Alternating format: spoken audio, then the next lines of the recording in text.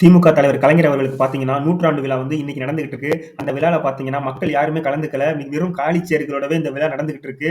இதற்கான சாட்சிகள நம்ம இந்த வீடியோல ஒரு சில கிளிப்புகள பார்ப்போம்.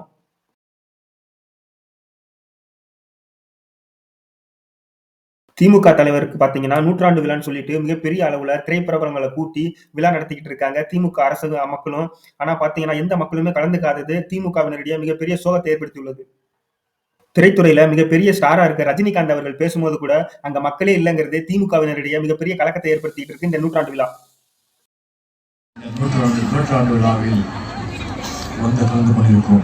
அது மட்டும் இல்லாம ட்விட்டர்ல பாத்தீங்கன்னா, நாம் தமிழரோட தம்பிகள் சாத்தானின் 100 அப்படின்னு போட்டு மிகப்பெரிய அளவுல இந்திய அளவுல ட்ரெண்டிங் பண்ணி திமுகவ கழுவி கழுவி ஊத்திக்கிட்டு இருக்காங்க. திமுக பாத்தீங்கன்னா, மக்களிடையே இது மாரி அசிங்கப்படுறது முதல் தடவை இல்ல. இதுக்கு முன்னாடி அஜித் அவர்கள் பாத்தீங்கன்னா, பாச தலைவருக்கு பாராட்டு விழா நடத்தும்போது, அஜித் அவர்கள் நேருக்கு நேராவே கருணாநிதி அவர்கள் முன்னிலேயே எங்கள மிரட்டி தான் இங்க கூப்பிடுறாங்க அப்படின்னு சொல்லி நேருக்கு நேராவே அசிங்கப்படுத்தினாரு. அந்த நேரத்துல ரஜினி அவர்கள் எந்திரிச்சு கை தட்டினாரு. இன்னைக்கு பாத்தீங்கன்னா, பல திரைப்பிரபலங்கள் கலந்துக்கிறதா இருந்துச்சு. ஆனா அவங்களும் திமுகவோட அராஜகத்தினால பல பேர் வந்து வர்றேன்னு சொல்லிட்டு கடைசி நேரத்துல வராம நழுவிட்டதாவும் பல செய்திகள் வந்துகிட்டு இருக்கு. திமுக பாத்தீங்கன்னா, மக்களிடையே நெறைய கெட்ட பேர சேர்த்துக்கிட்டே இருக்காங்க. சென்னை வெள்ளத்திலயும் சரி, தூத்துக்குடி வெள்ளத்திலயும் சரி, அது மட்டும் இல்லாம மக்கள் கூட எப்பவுமே திமுக நிக்கிறதே கிடையாது. அடாவடி அரசியல பண்றதே அவங்களோட வேலையா இருக்கு அப்படின்னு பல குற்றச்சாட்டுகள் அவங்க மேல இருந்துகிட்டே இருக்கு. அதனால தான் மக்கள் வர வர தவிர்த்துக்கிட்டே வர்றாங்க திமுகவ.